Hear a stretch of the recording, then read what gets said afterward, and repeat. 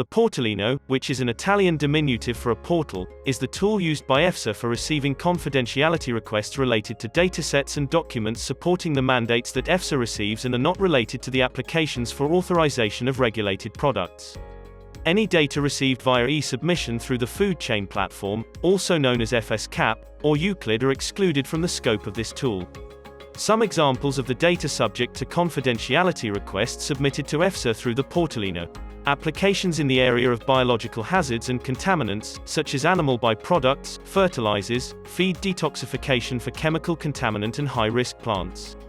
Additional datasets supporting inconclusive opinions in the area of feed additives, GMO.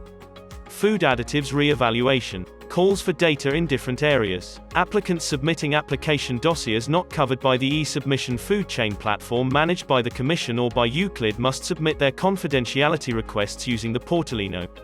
Failure to do so will result in their application dossiers being made proactively available by EFSA in their entirety as soon as the application is deemed valid by EFSA. It's equally important that business operators sharing with EFSA information in the context of public calls for data or to support mandates submitted by the Commission, the Parliament or the Member States use the Portalino, if they wish to preserve some parts of this information from proactive disclosure requirements set out in the Transparency Regulation. The organizations and their contacts intending to submit confidentiality requests need to register in the EFSA Connect portal before accessing the Portalino. After logging in, the submitter lands on the overview page. All the submissions previously created are visible in a glance. Clicking on the New Submission button triggers the creation of a submission and the confidentiality requests linked to it, guiding the user step by step through the process. The first step requires the completion of the field subject of the submission, that will hold a brief description of the content of the submission. The description will allow EFSA to easily associate the submission with the related mandate and the submitter to quickly retrieve a specific submission if the overview list is longer. In the next step, the organization owning the data contained in the submission will be selected from a drop-down list. All the information related to the selected organization will be automatically filled in. The organization owning the data, if different from the organization submitting the confidentiality requests, also needs to be registered in the EFSA Connect portal. The next step in the procedure is the selection of the contact person. The tool will propose a drop-down list of all the contact persons of the organization performing the submission in the tool. The person selected from the list will receive via email all the communications related to the confidentiality decision-making process, triggered upon submitting the request. The last step allows the user to provide the details requested by the confidentiality decision-making process. The full version of the submission contains all the data and files meant to be used during the risk assessment process to which the submission is associated. The excerpts of the text linked with the confidentiality requests need to be earmarked in the documents. Earmarking method will facilitate the identification and the contextualization of each confidentiality request. All the files composing the full version, independently from their format, will be compressed in a zip file prior uploading it in the tool. The non-confidential version of the submission contains all the data and files that can be made public. The confidential extracts corresponding to the confidentiality requests will be already hidden.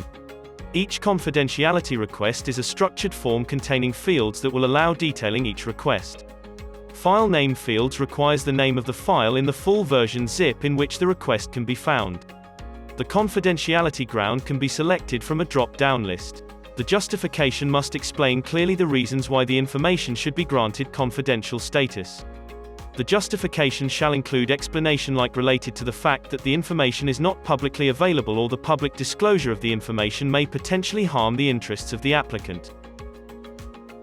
The excerpt of the text contains the extract to which the confidentiality request is related.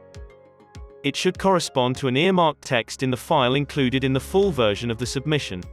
Related section contains the section of the information with regard to which the confidentiality request is made.